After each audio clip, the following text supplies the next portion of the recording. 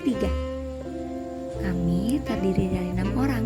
Yang pertama ada Ingrid Ani Saraswati, yang kedua ada Feby Briani, ketiga ada Rohdiana Boru Sarangi, yang keempat Sultan Ahmad Syah, yang kelima Fadil Azari, dan yang terakhir ada Muhammad Ghalib Al-Hafiz.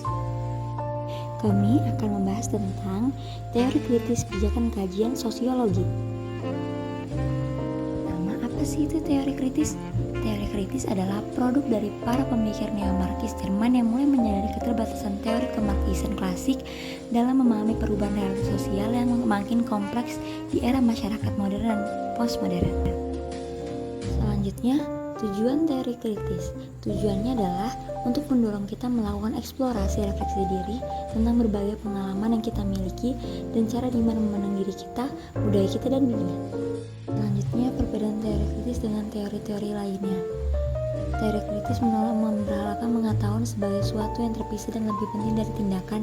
Yang kedua, penelitian ilmiah dan kepentingan tidak mungkin memiliki dilakukan dalam suatu masyarakat di mana anggotanya belum otonom. Teori kritis bermula dari Frankfurt School. Frankfurt School melahirkan teori tentang masyarakat dimensi yang intinya merupakan teori yang hendak menjelaskan meningkatnya kekuatan kapitalisme atas berbagai aspek kehidupan sosial dan berkembangnya bentuk-bentuk baru kontrol sosial, terutama yang berkaitan dengan munculnya apa yang dimaksud dengan industri kebudayaan, sebuah struktur internasional dan birokratis yang mengendalikan kebudayaan modern. Selanjutnya, ciri dan sumbangan teori kritis. Yang pertama, teori sosial kritis umumnya berlawanan dengan positifisme. Yang kedua, teori sosial kritis membedakan masa lalu dengan masa kini yang secara umum ditandai dominasi, eksploitasi, dan penindasan. Yang ketiga, teori sosial kritis berpandangan bahwa dominan bersifat struktural. Kehidupan masyarakat sehari-hari berpengaruh oleh institusi sosial yang besar seperti politik, ekonomi, budaya, wacana-wacana.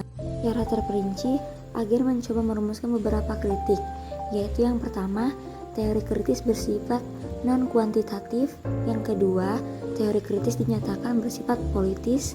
Yang ketiga, teori kritis tidak memiliki data. Yang keempat, teori sosial positivistik tidak akan menoleransi perteorian. Yang kelima, teori kritis dipandang oleh teori sosial positivistik berada di luar batas.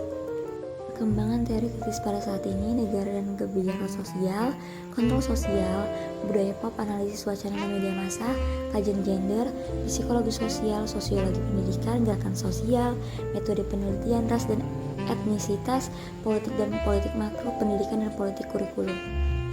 Kesimpulannya, teori kritis adalah sebuah aliran pemikiran yang menekankan penilaian reflektif dan kritik dari masyarakat dan budaya dengan menerapkan pengetahuan dari ilmu-ilmu sosial dan humaniora.